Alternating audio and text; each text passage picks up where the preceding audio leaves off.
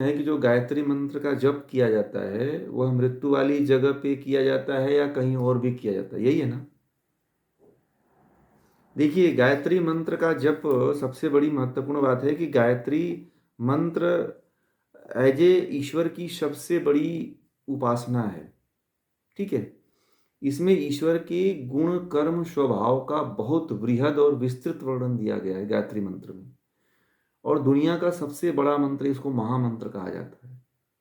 ये वेदों ये छंद इसको कहा है, गायत्री छंद वेदों में इसको कहा जाता है। तो देखिए, गायत्री मंत्र मुझे जहाँ तक लगता है कि व्यक्ति को जीते जी ही जितना हो सकता है गायत्री मंत्र का जप कर लेना चाहिए। क्योंकि जो व्यक्ति करता है उसी को लाभ मिलता है। या आप किसी मरने के बाद किसी के मरने के बाद यदि गायत्री मंत्र का जप करवाते हो तो कोई फर्क नहीं पड़ेगा। वो तो उसकी आत्मा चली गई, उसको कोई विशेष लाभ नहीं होने वाला है। और जो जाप कर रहा है लाभ उसको मिलने वाला है, आपको भी नहीं मिलने वाला है। आप ये सोच रहे हो कि मैं जो है किसी पंडित को बुला करके और जाप करवा दूं 108वें बार तो मुझे लाभ हो जाएगा। तो उसमें क्या लाभ, आपको क्या लाभ होगा? लाभ उसको होगा। उसमें से मात्र आपको 20-25% आपको लाभ मिल सकता है, क्योंकि आपने व्यवस्था किया है उसको ये सब कहलवाने के लिए। परंतु एक बात ये भी है कि जो गायत्री मंत्र का जहाँ पे जप होता है वहाँ का ऑरा बदल जाता है, चेंज हो जाता है। वहाँ की पॉजिटिविटी बढ़ जाती है। तो इसीलिए, हाँ बोलिए बोलिए। तो इसलिए गायत्री मंत्र का जप जितना आप स्वतः कर सकते हैं, जितना फायदेमंद हो सकता है, या किसी व्यक्ति को जीते जी उस व्यक्ति को करवाइए, या उसके अर्थ का बार बार जो है उच्चारण करवाइए। गायत्री मंत्र का मैंने जब क्लास प्रारंभ करता हूँ तो गायत्री मंत्र का मैं पाठ करता हूँ और अर्थ भी बोलता हूँ। आज मैंने नहीं बोला है। तो गायत्री मंत्र के अर्थ का यदि कोई मर रहा है और आप उसके सामने बोल रहे हो और वह व्यक्ति उसके शब्दों को अपने जीवन में उतार रहा है, अपने मन में आत्मसात कर रहा है, आत्मा तक पहुंचा रहा है, तब तो उसका लाभ उसको मिल जाएगा। या मरने के बाद यदि आप गायत्री मंत्र कराओगे तो ये बेकार, सब बेकार की बातें हैं। सब लोगों ने बिना मतलब का ये ढंढक मंडल बैठा रखा है, इससे कुछ होता नहीं। मरने जीते जी जो हो सकता है, मरने के बाद कुछ नहीं होता है। क्योंकि आत्मा जो है, परमात्मा उसको, जो आत्मा शरीर छोड़ती है उसको उसके कर्मों के अनुसार उसको नया शरीर मिल जाता है। तो यहाँ पे करने का आपका कोई मतलब नहीं है। हाँ, यज्ञ करवा सकते हो, वहाँ के वाइब्रेशन को आप चेंज कर सकते हो यज्ञ के द्वारा। शांति यज्ञ करवा सकते हैं। तो ये एक विशेष लाभ वहाँ होता है। बाकी किसी उसकी आत्मा को कुछ लाभ हो, कुछ नहीं, लाभ नहीं मिलेगा। क्योंकि जो आत्मा जितना कर्म किया है उसको उतना ही लाभ मिलेगा। आपके जप कराने से उस आत्मा को कोई लाभ नहीं मिलने वाला है। ये इसका मतलब है। ठीक है जी, और बताइए।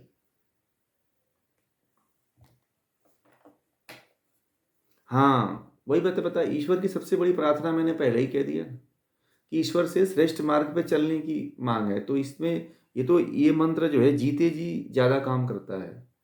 और जो महामृत्युंजय मंत्र लोग जपते हैं ना, वो भी जो है मृत्यु के बाद काम नहीं करता है। जीते जी जिन मंत्रों का आप जप कर लो वह उसी समय काम करता है। कोई भी मंत्र आपके मरने के बाद कोई आपका पुत्र या कोई लड़का या लड़की आपका पाठ करवा दे रहा है, यज्ञ करवा दे रहा है कि आपको शांति मिलेगी, कहीं शांति नहीं मिलेगी। आप कहीं किसी लोक में जाकर के बैठ नहीं रहे हो। आप, ये तो शरीर का एक प्रवाह चलता रहता है, और ये आपका शरीर, आत्मा का शरीर धारण करना ये तब तक चलता रहेगा जब तक कि आपको मुक्ति नहीं मिल जाती है। नहीं तो अभी तो चलो आपको मनुष्य जन्म मिल गया, हो सकता है कि अच्छा कर्म नहीं इस जन्म में है तो कीड़े मकोड़े, हाथी घोड़े बैल ऊंट बिल्ली चूहा मेढक मच्छर आदि का जन्म मिलेगा। इसलिए आप जितना अच्छा कर्म कर सकते हैं, परमात्मा के रास्ते पे, योग के रास्ते पे चल सकते हैं, वही आपको, आपके लिए उद्धारक होगा, वही आपको मोक्ष की तरफ लेके जाएगा। बाकी आपको नहीं ले जा सकता है, बाकी कोई भी मार्ग आपको उस तरफ नहीं बढ़ा सकता है। जी बोलिए अनिल। हाँ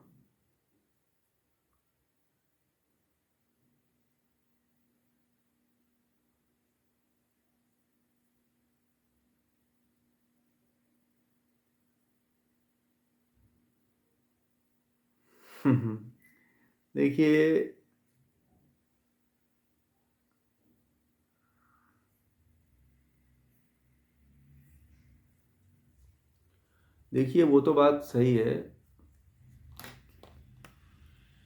हाँ, ये सत्य है, इसमें कोई दो राय नहीं कि कभी भी जो है आपको, अगर आपको लगता है कि अगर, देखिए ये तो पता व्यक्ति को चल ही जाता है कि कौन व्यक्ति कपटी है, कौन व्यक्ति धोखेबाज है, तो आपको पहले ही अपने आप को अलग कर लेना चाहिए। ठीक है। और बार बार आप मान लीजिए कि आप उसमें आप संलग्न हो, तो जान करके कि ये व्यक्ति ऐसा है और फिर आप जुड़ रहे हो, तो फिर इसमें तो दोस्त आपका ही लगेगा इसमें फिर, क्योंकि परमात्मा आपको कभी ना कहीं तो संकेत देता है ना कि ये कपट कर रहा है। तो या तो आप उसको सिखा सकते हो, या एक बार समझा दो, या क्षमा कर दो, या कुछ ऐसा भाव उत्पन्न कर दो उसके प्रति। तो आपका भी कर्तव्य बनता है कि मान लीजिए उसको अगर आभास ना हो कि मैं कपट कर रहा हूँ, तो उसको आप समझा सकते हो, इस तरह की भावना उसको दे सकते हो। ठीक है। तो हो सकता है कि वो समझ भी जाए या सुधर भी जाए। ठीक है। नहीं तो आप बिना ऐसे ही, जैसे कि आपको लगता है कि बहुत दिनों से किसी की दोस्ती है या आपकी या किसी के भी, तो उसमें कभी ऐसे दरार नहीं रखनी चाहिए। आप, सबसे बड़ी बात है कि आपसी वार्तालाप जरूरी होता है। किसी बात को, किसी समस्या को आप बात करके हल जितना कर सकते हो, उतना आप दूर भाग करके नहीं कर सकते हो। इसीलिए जहां तक प्रयास ये करना चाहिए कि कोई भी समस्या है, कोई भी बात होती है, तो उसको साथ में मिल करके और बात करके, बैठ करके बात करके वो समस्या जितनी दूर हो सकती है, या आपकी गलतफहमी या उसकी गलतफहमी, उसकी गलती दूर हो सकती है, तो उसका भी कल्याण भी हो जाएगा और आपका भी कल्याण हो जाएगा। वह, यदि आप दूर भाग करके करोगे, तो आपके अंदर भी वो खटक बनी रहेगी, और उसके अंदर की जो बुराई है वो भी जिंदा रहेगी हमेशा के लिए। ठीक है। तो इससे बेहतर है कि आपसी बैठ करके एक बार मिलजुल करके बातचीत कर लें, व्यवहार कर लें। तो हो सकता है कि वो बंदा, जो वो व्यक्ति है, वो आप अपनी कमी को समझ करके दूर भी कर ले, और आपके अंदर से जो गलतफहमी है वो गलतफहमी भी दूर हो जाए। तो दोनों का उद्धार हो सकता है इससे। ये भी ये भी बात आती है शास्त्रों में कि यदि हम केवल दूर से ही दुश्मनी निभाते हैं, ठीक है, जो, हाँ, ये इस बात को आप ध्यान रखो आप। ठीक है ना? क्या?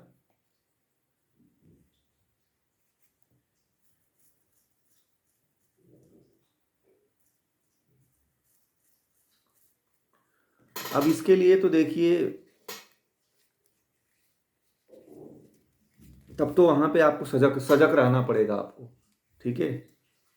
तब तो आपको वहां पे आप सजग रहना पड़ेगा, और हर समय आपको परीक्षण करते रहना पड़ेगा, क्योंकि सजगता जरूरी है। जब आपको पता है कि वो आपका, वह बहुत बुद्धि विवेक से वह आपके साथ में ऐसी कोई क्रिया प्रतिक्रिया कर रहा है, तो फिर तो आपको वहाँ पे सजग होना चाहिए, और सजगता पूर्वक काम करना चाहिए, और हर समय सजग रहना चाहिए। ठीक है। नहीं तो फिर आपको नुकसान हो सकता है। और अगर बाई द वे, मान लीजिए कि वह माइंड से वर्क कर रहा है, तो आपको, आपके पास भी परमात्मा ने माइंड दिया है ना, तो आप भी उस माइंड का उपयोग करो। ठीक है। सठे साठ्यम कहा जाता है कि जैसे को तैसा, सठे साठ्यम समाचरित, जैसे कि था साथ वैसा ही फिर व्यवहार करो आप। ठीक है। क्योंकि आप यदि ऐसा नहीं करते हो, तो फिर आप युद्ध में परास्त हो जाओगे। ठीक है। वहां पे वहां पे युद्ध करनी चाहिए जब व्यक्ति जान करके आपसे युद्ध कर रहा हो, और वहां पे युद्ध नहीं करनी चाहिए, वहां पे युद्ध हार जानी चाहिए जब व्यक्ति जो है खास तरह से आपका अपना हो। ठीक है, तो ऐसे पारिवारिक आजकल बहुत से होते हैं, क्योंकि भगवान राम जो है अपने परिवार में ही अपने युद्ध को हार गए। भगवान राम अपने परिवार में युद्ध नहीं किए, दूसरा भाई होता तो लड़ जाता, विद्रोह कर देता कि नहीं नहीं राजा तो मैं ही बनूंगा, बड़ा लड़का मैं ही हूँ। वो चाहता तो राजा दशरथ को बंदी भी बना सकते थे राम, क्योंकि राम ने राजा दशरथ ने अन्याय किया था। ठीक है, राजा दशरथ ने अन्याय किया था, राम चाहते तो वह जो है विद्रोह कर सकते थे राज्य के साथ मिलकर के, और पूरा राज्य उनके साथ खड़ा हो सकता था। परंतु राम ने ऐसा नहीं किया, एक मर्यादा को स्थापित किया, क्योंकि लड़ाई अपने घर में थी। ठीक है, हाँ, अपने परिवार से थी, इसलिए लड़ाई को वो हार गए। राम वहां जान के युद्ध को हारे, जान करके वनवास को चयन किया कि यदि मैं वनवास को नहीं जाता हूं तो यहाँ पे बहुत बड़ा एक कलह उत्पन्न हो जाएगा, भाई भाई में युद्ध हो जाएगा। इसलिए कभी कभी युद्ध को हारना पड़ता है, जब अपने करीबी युद्ध हो तो युद्ध को हार जाना ही बेटर होता है, और दूसरा रास्ता पकड़ लेना चाहिए।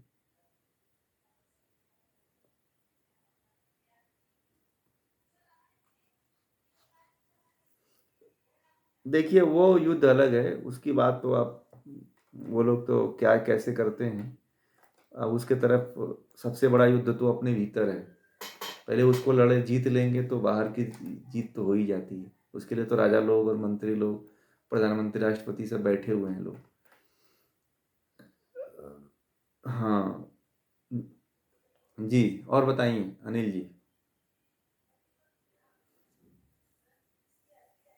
हम्म।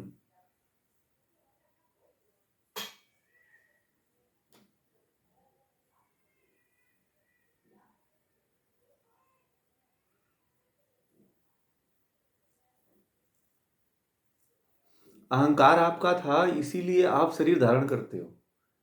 अहंकार से ही फिर जो है मन, पांच ज्ञानेंद्रियां, पांच कर्मेंद्रियां, पांच तन्मात्राएं और पंच महाभूत की उत्पत्ति होती है। फिर जीवात्मा को अहंकार के कारण ही आना पड़ता है।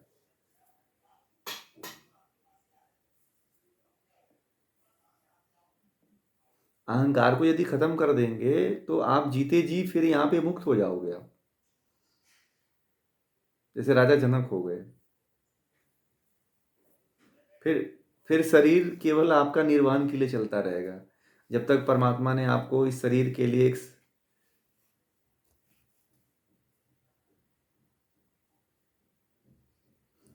नहीं नहीं नहीं, शरीर से पहले आता है ना। ये तो तन पंच बुद्धि के बाद ही तुरंत अहंकार उत्पन्न हो जाता है। सांख्य दर्शन के अनुसार बुद्धि के बाद ही अहंकार उत्पन्न हो जाता है। ठीक है, तो आप उसको वहीं पे खत्म कर सकते हो। अगर मान लीजिए चलो उत्पन्न हो गया, ठीक है, तो फिर आप इसको भोगो। अगर इसको फिर आपने शरीर धारण कर लिया, तो शरीर रहते हुए फिर इसको खत्म करो। जैसे अभी मान लीजिए आपको शरीर मिल गई है, अहंकार के कारण ही मिली हुई है, तो अब इस अहंकार को खत्म कर दो, तो ये शरीर रहते हुए ही आपका अहंकार नष्ट हो जाएगा और आप उस आत्मा तक पहुंच जाओगे। देखिए बिना अहंकार के ना मैं जन्म लिया हूं ना आप जन्म लिए हैं, ये बात, इस बात को कंफर्म कर लीजिए। अब बात ये तो चलो हो गया कि अहंकार था तो हमने शरीर धारण कर लिया, ये कंफर्म बात हो गई। परंतु जब अब इतना आप सबको, हमको और आपको ज्ञात हो गया, तो अब शरीर रहते हुए ही अहंकार को छोड़ देंगे ना, तो ही आप मुक्त हो पाओगे। यदि शरीर चली गई उसके बाद आप अहंकार खत्म करोगे तो नहीं होगा। कोई दूसरी शरीर मिल गई तब भी नहीं होगा, केवल मनुष्य शरीर के अलावा।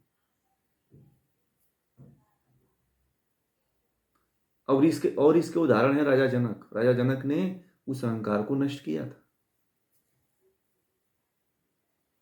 बहुत से योगी, भगवान श्री कृष्ण ने, भगवान राम ने, बहुत से योगी हुए थे, वो सभी लोगों ने, वशिष्ठ ने, विश्वामित्र ने, जमदग्नि ने, कणादि ने, ये सब ऋषि सब अहंकार को जीते जी खत्म किए थे। हाँ, पूर्व जन्म में आपने अहंकार किया था, इसलिए अहंकार के कारण आपको शरीर मिली हुई है। इसीलिए तो बात है कि इस अहंकार को ही खत्म करो। अभी आप छोटा सा कोई काम करते हो तो तुरंत आपको अहंकार आ जाता है।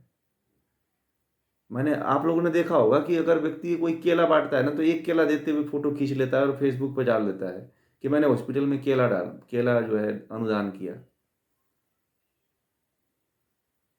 समझ रहे हैं? तो तुरंत अहंकार आ जाता है कि आप दान भी अच्छा भी काम कर रहे हो, तो वहां पे भी अहंकार की भावना ला रहे हो आप। परंतु आज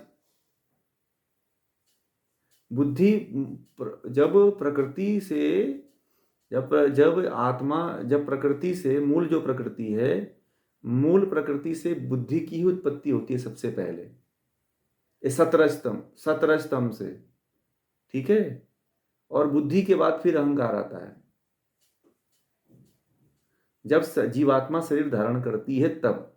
ठीक है ना? हम्म।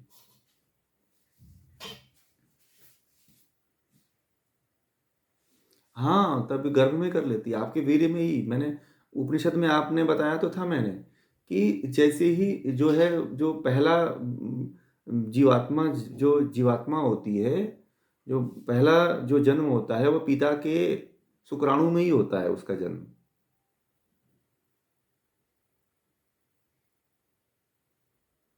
बुद्धि फिर जैसे कि जो भी 17 स्तंभ के कारण ही तो पार्टिकल उत्पन्न होता है। पार्टिकल में क्या है? 17 स्तंभ है। तो 17 स्तंभ मूल प्रकृति हो गई, और फिर उस मूल मूल प्रकृति में बुद्धि धीरे धीरे विकसित होने लगती है, धीरे धीरे शरीर का रूप धारण करने लगती है। समझ रहे हैं? मूल प्रकृति में सब कुछ समाया हुआ है, बुद्धि भी, अहंकार भी, चित्त भी। और हाँ, गर्भ में ही विकसित होती है वो धीरे धीरे। जैसे कि अर्जुन, आपने सुना होगा कि जो है सुभद्रा के गर्भ में जो, क्या नाम था, अभिमन्यु। अभिमन्यु जो है, अर्जुन के द्वारा जो जो किला तोड़ने की जो विद्या थी, वह कहानी के माध्यम से सुभद्रा को अर्जुन सुना रहे थे। उसी समय वह सुन करके सीख लिया था, इतना बुद्धिमान था वो। जो कर्ण था, जो जो ये प्रहलाद हुआ, पौराणिक कथाओं में आती है कि प्रहलाद जो है, प्रहलाद की माता जो है नारद जी के आश्रम में पहुंची थी, गर्भ गर्भ गर्भ के समय में वो निकाल दिया था जो राक्षस था। तो वह नारद ऋषि के आश्रम में रहने के कारण जो है, उनको नारद ऋषि ने अच्छा संस्कार दिया। तो अच्छा संस्कार देने के कारण जो है, गर्भ में ही 9 महीने उनके आश्रम में रही। तो 9 महीने आश्रम में रहने के कारण ही जो है उसका संस्कार बदल गया, और बच्चा सात्विक पैदा हो गया। राक्षस कुल का था बच्चा, परंतु फिर भी सात्विक हो गया।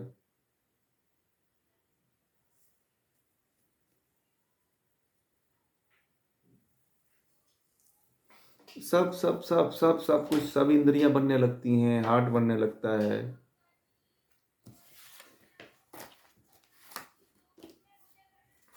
हाँ, सब सब घर में ही बनता, निर्मित होने लगता है सब।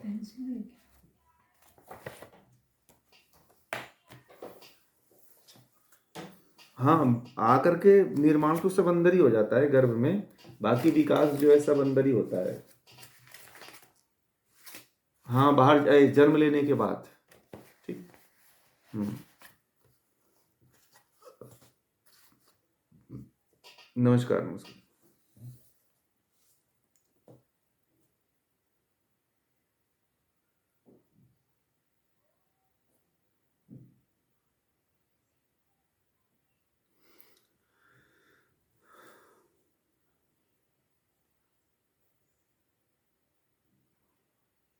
हम्म। देखिए, गर्भ संस्कार के लिए उस तरह का ज्ञान भी होना चाहिए। आजकल के जो गर्भ संस्कार जो कराए जा रहे हैं, केवल as a diet diet plan है। जो आजकल जितने गर्भ संस्कार कराए जा रहे हैं, उसमें केवल डाइट प्लान दिया जाता है कि ये खिलाओ, ऐसा करते रहो, ये खिलाओ और ये करते रहो, भजन सुनाओ, गाने सुनाओ, ऐसे ऐसे करते रहो। तो आज का जो गर्भ संस्कार है, वह पहले के गर्भ संस्कार से काफ़ी मॉडिफाई हो चुका है, मतलब पूरा एकदम बिगड़ा रूप है। आज गर्भ संस्कार यदि आपको देना है, तो किसी ज्ञानी व्यक्ति के पास, मैंने अभी पूनम जी ने कहा ना वो 16 संस्कार, जब 16 संस्कार जब मैं आप लोगों को जिस दिन बताऊंगा, तो उस दिन वो पूरे संस्कारों को बताऊंगा कि उन संस्कारों में क्या क्या होता है, कैसे कैसे क्या क्या उसमें करना पड़ता है, तब जा करके अच्छी संतान पैदा होती है। आप उसमें क्या होता है कि अच्छे भोजन के साथ साथ अच्छे ज्ञानी व्यक्ति का संपर्क होना जरूरी होता है। अच्छे व्यक्ति को सुनने की आवश्यकता होती है, अच्छे महापुरुषों की संगति में रहना पड़ता है आपको, तब जा करके आपका जो गर्भ संस्कार होता है वो पूरा होता है। आप किसको सुनते हो, किसको देखते हो, किसके किसके बारे में चिंतन करते हो। माँ जिसके बारे में चिंतन करती है, जिसको सुनती है, जिसको देखती है, संतान वैसे ही पैदा होता है।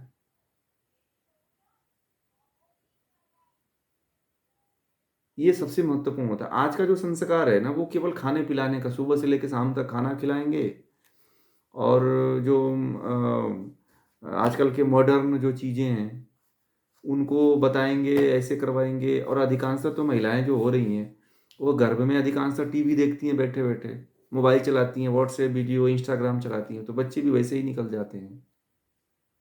आज भी राम और कृष्ण जैसी संतानें पैदा की जा सकती हैं। इसके लिए आपको उस तरह की संगति में रहना जरूरी है, उस तरह के व्यक्ति का सत्संग करना जरूरी है, जिसके पास ज्ञान हो, बुद्धि हो, विवेक हो, चरित्र हो। तो उस व्यक्ति का आपको सत्संगति करना चाहिए, तो वैसे ही संतान उत्पन्न होगी जैसा आप चाहते हो। अगर आप चाहते हो कि नाचने वाला बच्चा पैदा हो जाए, आप चाहते हो कि हीरो पैदा हो जाए, तो वैसे ही बच्चा पैदा होगा जैसे आपके मन में संस्कार बनेगा। और सबसे महत्वपूर्ण होता है गर्भ संस्कार।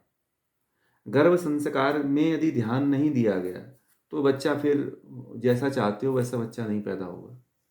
तो वो संस्कार यदि गर्भ के धारण करने से पहले ही 2 महीना, 3 महीना, 6 महीना पहले ही ये निर्धारित करना पड़ता है कि मेरी संतान कैसी होगी। तो जैसे मान लीजिए कि खेत है, तो खेत में फसल बोने के लिए पहले ही जोता जाता है, उसको खरपतवार निकाला जाता है, उसमें से फिर खाद डाली जाती है, तब जा करके एक अच्छा एक फसल उगती है। उसी तरह से आजकल तो क्या है, लक बाई चांस बच्चा पैदा होते हैं, ठीक है, या जो है टेस्ट ट्यूब बच्चे पैदा हो रहे हैं, अधिकांशतः लोगों के बच्चे ऐसे ही पैदा हो रहे हैं। तो उसमें जो है आजकल तो देखिए, अब जो टेस्ट ट्यूब बच्चा पैदा हो रहे हैं, उसमें सबसे बड़ी बात तो यह है कि आजकल वीर्य बैंक बन गए हैं, है ना। तो शुक्राणु बैंक बने हुए हैं, तो कोई भी जाता है, अबसी व्यक्ति, कामी व्यक्ति, पापी व्यक्ति अपना वीर्य डोनेट करके चला आ रहा है, उसको पैसा उतना दे दे रहे हैं सब। तो अब जब वीर्य लेकर के जब टेस्ट ट्यूब द्वारा बच्चा पैदा करेंगे, तो संतानें कैसा पैदा होंगी, राक्षसी तो पैदा होंगी ना फिर।